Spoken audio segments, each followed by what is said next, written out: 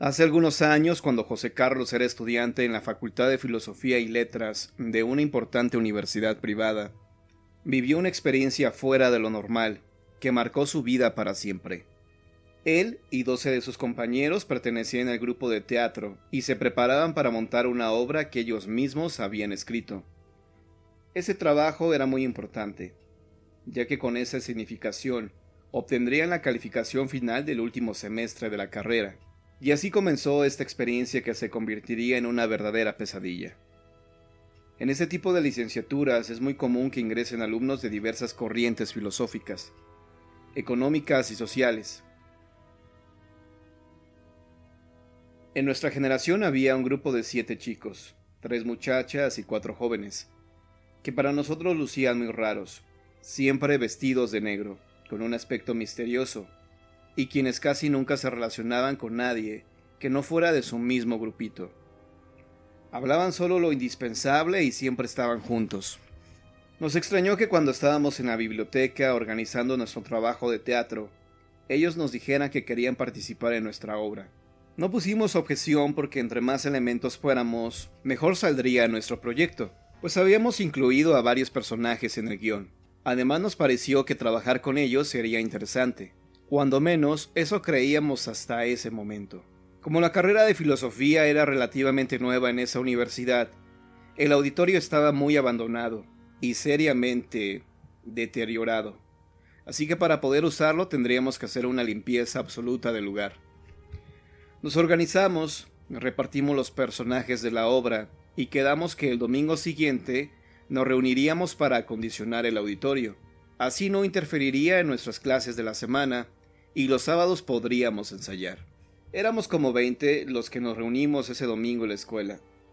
El conserje nos estaba esperando para abrirnos, e inmediatamente se fue. El lugar estaba peor de lo que pensábamos. Era muy oscuro, lleno de humedad y alimañas, y tenía telarañas por todas partes. Los chicos de negro, como los llamaré en adelante, quedaron fascinados con el maltrecho teatro. Nos decían que no lo limpiáramos, y que adaptáramos la obra para presentarla en un lugar así, que seguro sería un éxito. A nosotros no nos extrañaron sus comentarios, porque sabíamos de antemano que eran muy raros. Nos dispusimos a limpiar, situación que no les agradó mucho.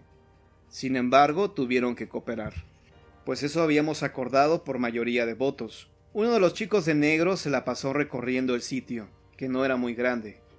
El escenario era de apenas de unos 10 metros de largo por unos 4 de ancho, y las butacas tendrían capacidad para unos 100 espectadores. En realidad, ni con 3 semanas de limpieza pudimos acabar de asearlo, pues se encontraba en un estado deplorable. La sensación de entrar al auditorio no nos gustaba. Siempre estaba muy frío. Se experimentaba una extraña sensación, y ese olor a humedad era muy desagradable. No obstante, con los ensayos y la convivencia diaria comenzamos todos a tenernos confianza para formar un buen grupo de teatro y poco a poco nos acostumbrábamos a las inconveniencias del lugar. Pero llegó el momento en que comenzaron a suceder cosas extrañas, aunque realmente nada que nos alarmara. Ocasionalmente se nos desaparecían las cosas, nos apagaban las luces, interferían ruidos extraños en el audio, etc.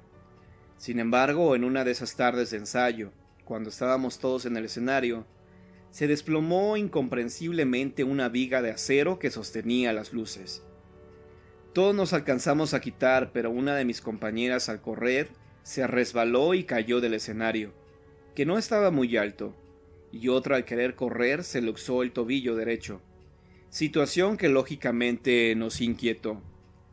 Después de llevarla a la enfermería nos volvimos a reunir en el teatro para seguir con el ensayo, aplicando esa conocida frase del mundo de la farándula: la función debe continuar. En uno de los descansos nos pusimos a platicar de lo que sentíamos con respecto al lugar. Casi todos se sentían incómodos cuando ensayábamos, ya que de una o de otra forma todos percibían algo extraño, y muchos habíamos visto cómo se azotaban solas las puertas de la entrada. Y algunas veces se apagaban las luces. Y aunque siempre tratábamos de encontrar explicaciones lógicas, no quedábamos satisfechos del todo. Isaías, uno de los chicos de negro, nos dijo: «Saben, chavos, no se los queríamos decir porque a lo mejor nos tachan de locos, pero este lugar tiene mala energía. Aquí seguramente se practicaron cosas satánicas, o alguien las sigue haciendo. Además siento que por ahí debe de haber algo escondido, y tal vez nos quieran asustar para ahuyentarnos». Le pregunté que cómo sabía eso. Isaías nos comentó que desde pequeño vivió con su tía, que se dedicaba a leer las cartas y hacer curaciones, y había aprendido ese oficio. Además, a veces él y sus amigos jugaban con una ouija y se inclinaban mucho hacia las artes ocultas.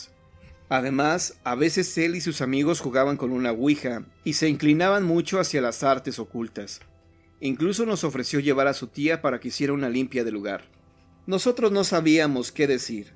Finalmente éramos universitarios y se suponía que no creíamos en esas cosas. Sin embargo, a pesar de la negativa de algunos, aceptamos finalmente que fuera la famosa tía. Días más tarde llegó hasta el pequeño teatro la tía de Isaías, y realmente nos hizo gracia el aspecto de la señora. Era una mujer pequeña, de edad avanzada, muy maquillada y con un paliacate que le cubría la cabeza.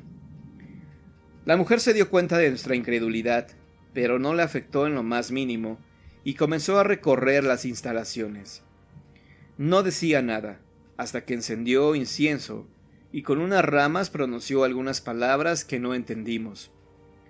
Después de unos 15 minutos ya estábamos intrigados, pues por momentos la señora hacía caras de asombro y temblaba como si por instantes sintiera mucho frío. Finalmente nos indicó con la mano que nos reuniéramos cerca de ella y nos advirtió: «Váyanse de aquí, porque sé que algo muy malo va a pasar». Y sin decirnos otra cosa, se dio media vuelta y se retiró, dejándonos más confundidos que al principio. Realmente no sabíamos si creerle o no, pero confieso que a todos nos dejó sembrada una marcada incertidumbre. Al sábado siguiente nos reunimos nuevamente y comentábamos con Isaías la advertencia que nos había hecho su tía, a lo que nos contestó: «Miren, chavos, este foro está construido sobre un cementerio, por lo que aquí se encuentran muchas almas penando, algunas buenas y algunas malas. Dice mi tía que no hay que molestarlas, este lugar les pertenece, y si permanecemos aquí pueden pasarnos cosas muy malas». Por supuesto que no planeábamos dejar nuestro trabajo por lo que afirmara una anciana medio loca y su sobrino. Lo que yo pensaba es que hasta ese momento nos habíamos dejado llevar por la sugestión. No le dimos mucha importancia a esas advertencias y continuamos con nuestros ensayos. En algunos ratos libres seguimos limpiando y acondicionando el lugar. Lo que me llamó la atención es que no importaba cuánto hiciéramos en este sitio, siempre se veía triste y sucio, y sobre todo se percibía la sensación de estar siendo observado, mezclado con una especie de angustia. A una semana de presentar la obra, ya en los últimos ensayos, pasó algo muy extraño. El piso del escenario se rompió. Este era de duela y tenía partes podridas. 3 compañeros que estaban parados sobre él cayeron y sufrieron lesiones. Uno de ellos, Carlos, al caer se clavó una astilla en la cara que casi le atraviesa un ojo. Como consecuencia tuvimos que posponer la presentación 2 semanas más. Para ser sincero, y aunque nunca lo comentamos abiertamente, estos incidentes nos mantenían muy nerviosos. Pero nos sobrepusimos y nos volvimos a reunir para reasignar personajes y modificar la obra. Ese día, por cierto, el loco de Isaías llegó con una ouija y nos dijo: «¿Saben qué? Vamos a ver de una vez por todas qué pasa aquí». «¿O qué? ¿Les da miedo?» «No, no nos da miedo». «Pero no creemos en esto», le contesté. «No queremos ofenderlos», dirigiéndome a los muchachos de negro. «Pero esas consultas con el más allá se nos hace de gente ignorante. Nosotros respetamos sus prácticas y creencias, aunque no es justo que forzosamente tengamos que creer en todo esto». «Bueno, chavos, no tiene nada que perder. Vamos a divertirnos un rato», nos dijo Claudia, una amiga de Isaías. Verán que es muy interesante y entretenido. Con la intención de llevar una relación cordial con ellos, accedimos a una sesión de Ouija. Finalmente, ¿qué nos podría pasar? Nos sentamos todos en medio del escenario, que por cierto aún no reparábamos. Solo le habíamos sobrepuesto una tabla que tapaba el hoyo por donde se había caído nuestro compañero. Pusieron la dichosa tabla en el centro del escenario y comenzó la sesión. Bueno, ¿quién empieza?, preguntó Claudia. Ella y Azucena tomaron el indicador que según se mueve cuando alguien hace una pregunta. En medio de una seriedad absoluta y con voz solemne, Isaías interrogó: ¿Está alguien más con nosotros en este momento? Transcurrieron unos instantes y no pasaba nada, hasta que preguntó por tercera vez. Entonces el cursor se movió hacia una área de la tabla donde está marcado un sí. «Tú lo estás moviendo, ¿verdad?», le dijo Azucena a Claudia, intrigada. «Disculpen, pero no creo en esto. Mejor me voy a estudiar». «¿Crees que lo estoy moviendo? Te juro que no. Para demostrártelo, quiero que intenten tus amigos», añadió Isaías. Sin embargo, él mismo tomó el cursor y junto a Adrián, uno de su grupo de amigos, volvió a preguntar lo mismo. Esta vez el pequeño triángulo de plástico no se movió en forma lenta como antes, sino que la respuesta fue un inmediato sí, como si alguien hubiera jalado el apuntador, que escapó de los dedos de quienes lo manipulaban en ese momento. Todos nos quedamos sorprendidos. Revisamos la ouija para comprobar si tenía algún imán, pero no, era una simple tabla. Para este momento estábamos intrigados y el morbo nos llevaba a averiguar más. Realmente no era fácil creer lo que estaba sucediendo. De lo que nos percatamos de inmediato fue que el ambiente se tornaba frío y por momentos sentíamos el ambiente pesado, como dicen, pero también un incontrolable deseo de seguir adelante. Isaías hacía las preguntas en esos momentos. Era al menos sorprendido de lo que pasaba, pues sabíamos que no era la primera vez que usaba la ouija y que siempre le respondía. Él estaba seguro de que alguien del mundo sobrenatural nos estaba contestando por medio de la tabla, aunque en mi interior algo me indicaba que con esta práctica ingresábamos a terrenos peligrosos. En fin, comenzamos a relajarnos y del asombro pasamos a estar entretenidos con el jueguito. Preguntamos tonterías personales y en realidad nos divertíamos. Las cuestiones que le hacíamos a la tabla, si nos casaríamos, cuántos hijos tendríamos, yo qué sé, una serie de tonterías que hicieron que se nos pasara el tiempo volando, y pronto se hizo de noche. De las personas presentes nadie se atrevía a irse, nos peleábamos por turnarnos el juego. Pero cuando volvimos a preguntar acerca del teatro todo cambió, y para mi desgracia me tocó a mí. ¿Cuántos más están aquí con nosotros?, pregunté, y el indicador se movió hacia algunas letras formando la palabra muchos. ¿Cuántos?, preguntó Isaías. Cientos. ¿Buenos o malos? Adivina. ¿Qué quieren? Que se larguen. ¿Por qué? Morirán. En ese momento se apagaron las luces. No sé de dónde llegó un viento frío y las puertas se azotaron. Por supuesto que todos salimos corriendo, muy asustados, y al oír del lugar escuchábamos unas risas y un lamento aterrador, que parece que todavía lo traigo retumbando en mis oídos. No obstante lo que estaba pasando, mi escepticismo parecía permanecer firme, pues en realidad no sabía qué pensar. Todo parecía arrancado de una película de terror. Para este momento ya eran como las 10:30 de la noche. Sinceramente el miedo casi se nos convertía en pánico. «Se los dije», comentó Isaías. «Aquí hay algo muy malo. Dice mi tía que esto está construido sobre un cementerio clandestino, y que por eso las almas no descansan en paz. Mejor dejemos la obra y ya». Pero eso era imposible porque estaba en juego nuestra calificación final. Así que continuamos preparándonos para el día del estreno, pero ya no quisimos ensayar más en ese lugar.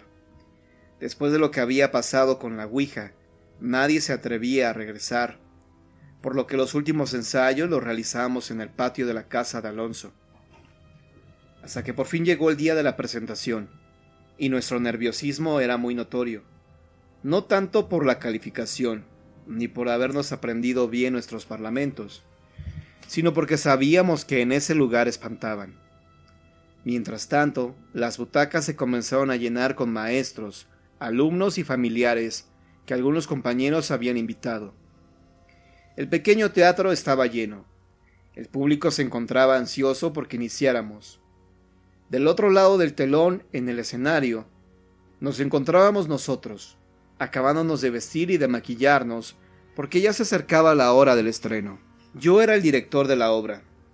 Esta narraba la historia de dos familias de campesinos que peleaban por la posesión de unas tierras.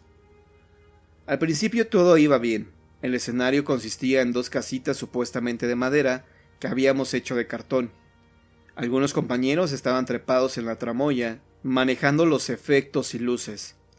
Los demás debajo del escenario como apoyo. En cierto momento en que nos preparábamos para iniciar, escuchamos una voz que no puedo describir totalmente. Era como muy ronca, pero infundía pavor solo de oírla.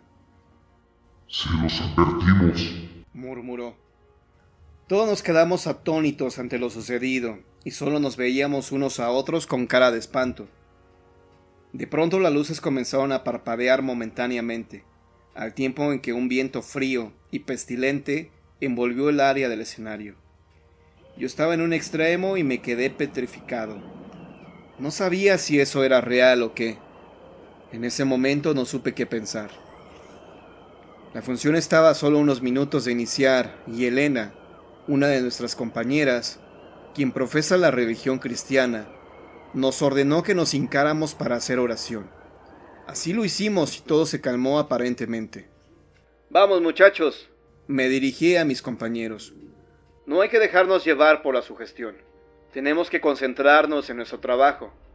Recuerden que nos estamos jugando la calificación final». Y cada uno de nosotros se fue calmando y nos dispusimos a iniciar la representación teatral. Se levantó el telón y dio comienzo la función entre el nerviosismo y el desconcierto. Transcurría el primero de 4 actos en lo que estaba dividida la obra, y les correspondía actuar a Isaías y a su novia Karen, quienes hacían los papeles de un humilde matrimonio que había sido despojado violentamente de sus tierras. Cuando, para sorpresa nuestra y la de los espectadores, Karen se salió de sus parlamentos, soltando una serie de frases incoherentes, y algunas en otro idioma. Al principio pensé que no se había aprendido su papel e intentaba improvisar, por lo que escondido tras las cortinas del telón, yo le hacía señas para que me escuchara y decirle los diálogos de su papel. Pero ella no me hizo caso e inesperadamente se dirigió al público. «Esta madre está bien aburrida, ¿no?». Luego se abrió la blusa y desnudó su pecho. De inmediato se sintió el asombro del público. Se escuchaban murmullos y exclamaciones, pues los espectadores se impresionaron a ver la escena, que por supuesto no estaba en el argumento, y no era propia de una representación escolar. Yo estaba seguro que la muchacha estaba drogada, ya que el grupo de los que vestían de negro tenían fama de ingerir estupefacientes. Sin embargo, lo peor estaba por venir. Seguido del incidente de Karen, la personalidad de Isaías también se transformó, y de pronto emitió unos fuertes rugidos como de bestia, y con voz cavernosa comenzó a decir: «Hijos de la fregada, ahora nos van a conocer. A pesar de nuestras advertencias invadieron nuestro espacio, y eso lo van a pagar caro». Y ambos comenzaron a carcajearse de una forma extraña. Adrián, otro de su grupo, se acercó a ellos e intentó sacarlos del escenario, pero Isaías, como enloquecido, lo tomó del cuello con una mano, y burlándose, comenzó a apretarlo ante los inútiles esfuerzos de Adrián por zafarse. Enseguida, y a pesar del miedo que teníamos, 3 de mis compañeros y yo intentábamos liberar a Adrián, quien tenía el rostro enrojecido y perdía la respiración. Sorprendentemente, y con un solo brazo, Isaías nos derrumbó a los 4 sobre el piso del escenario. Tenía una fuerza descomunal. Mientras tanto, el público, asustado, comenzó a salir rápidamente del recinto entre gritos y tropiezos. Entonces mi compañera Elena, con una Biblia en la mano, su mamá y otra mujer del lado de las butacas, comenzaron a hacer oración. Mientras tanto, mis compañeros y yo nos incorporábamos. Maldita rata de iglesia. Mejor cállense, porque se las va a cargar a la fregada.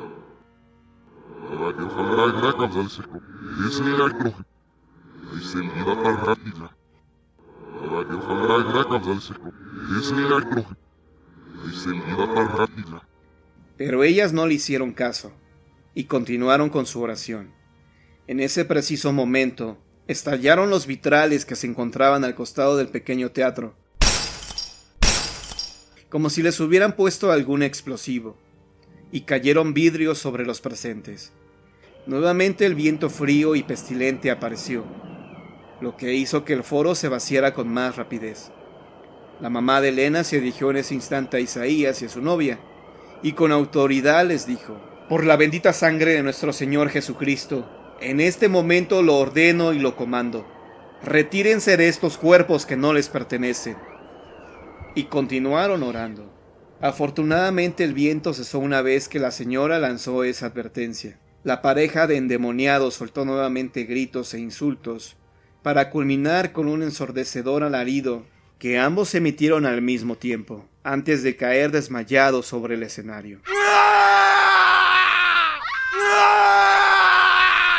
Temerosos y sin saber qué hacer, mis 3 compañeros y yo, que por cierto éramos los únicos que quedábamos en el lugar, ya que los demás habían oído, quisimos aproximarnos a Adrián, aunque no estábamos seguros de hacerlo.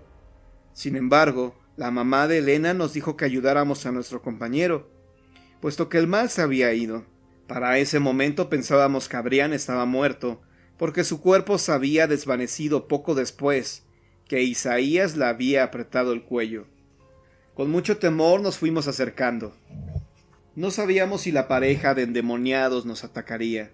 El caso es que me encontraba muy aturdido por el caos que vivíamos en ese momento, y sin fijarme pisé un vidrio de los que momentos antes habían caído, ya que me encontraba descalzo, porque yo personificaría a un indígena.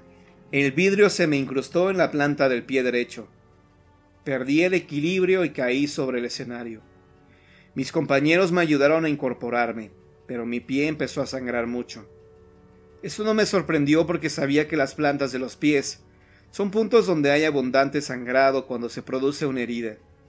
Así que uno de mis compañeros se quitó la camisa y envolvió mi pie para que cesara la hemorragia, pero casi fue inútil. De inmediato la camisa blanca se tornó enrojecida por la sangre, y pedí que auxiliaran a Adrián. Gracias a Dios, Adrián todavía respiraba, pero sangraba por la boca. Elena tomó su teléfono celular y llamó a una ambulancia que no tardó mucho en llegar.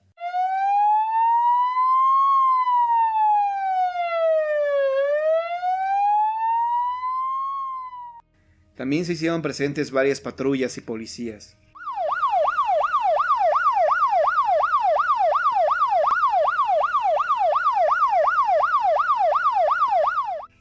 Los paramédicos dijeron que Adrián tenía una fractura en la tráquea y que tendría que ser trasladado inmediatamente a un hospital porque su vida corría peligro, que había sido una verdadera suerte que hubiera sobrevivido a esa lesión. En ese momento los padres de Adrián entraron al teatro, pues entre el tumulto creyeron que su hijo también había salido, pero alguien les informó que aún se encontraba adentro, por lo cual regresaron y más tarde lo acompañaron al hospital. Los socorristas se llevaron también a Isaías y a su novia, que hasta ese momento no habían recobrado el sentido. Los paramédicos atendieron mi herida, me subieron a una camilla y me dijeron que me trasladarían a una clínica cercana junto con mi amiga Elena y su mamá, que se ofrecieron para acompañarme, ya que mis familiares viven en otra ciudad. Antes de dirigirnos a la clínica, nos abordaron los policías con todo tipo de preguntas, pero solo les informábamos que llevábamos a cabo un evento escolar y que creíamos que Isaías y Karen estaban drogados y se desmayaron. En lo referente a la lesión de Adrián, mencionamos que en un momento de la obra, él había tropezado y se había golpeado en la garganta con la orilla de una mesa. Teníamos que mentir, sabíamos que nadie nos creería lo que había sucedido en ese lugar, y sin duda nos tomarían por locos. En lo único que manifestábamos la verdad fue en mi herida del pie, aunque no sé si nos creyeron del todo. pero nos dejaron de molestar. Lo único que deseábamos era salir de ese maldito lugar y olvidarnos de esa pesadilla. Regresé al otro día a mi casa, una vez que los médicos me suturaron la herida, que por cierto me seguía doliendo. Una semana más tarde el dolor acrecentó a pesar de los analgésicos.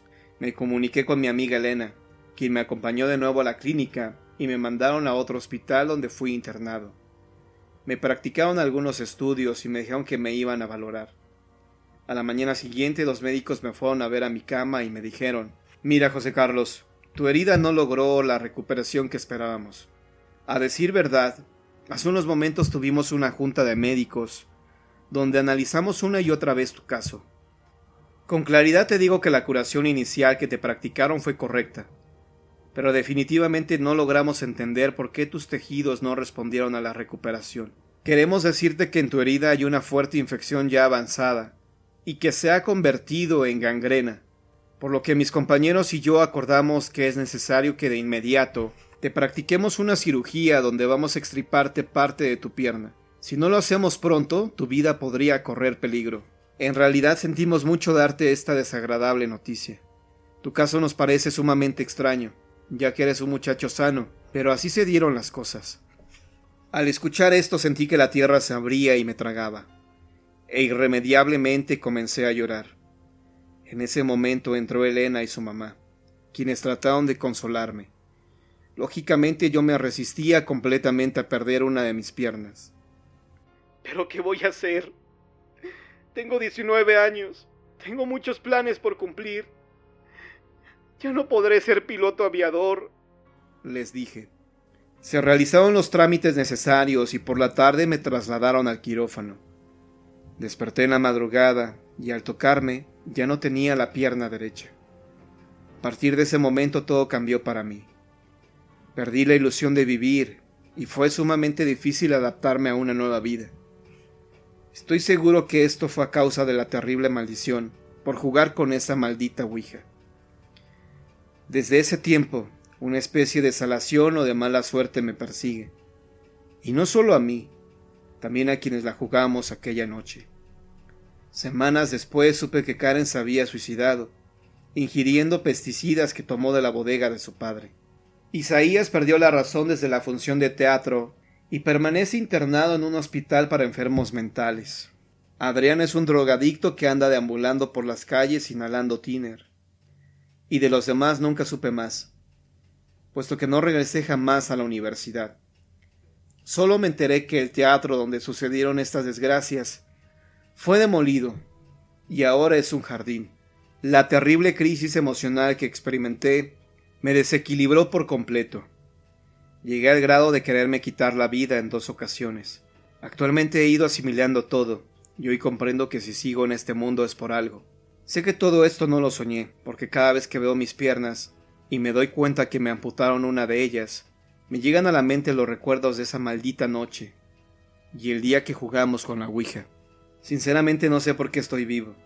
Estoy seguro que Dios no quiso que muriera por algo, tal vez para poder contar esta historia.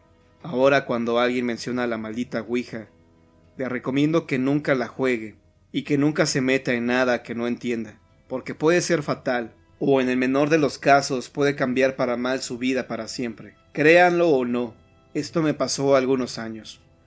No hay día que no tenga pesadillas. A veces sinceramente no sé cuál es la fantasía o la realidad. Realmente me siento perdido y muy solo.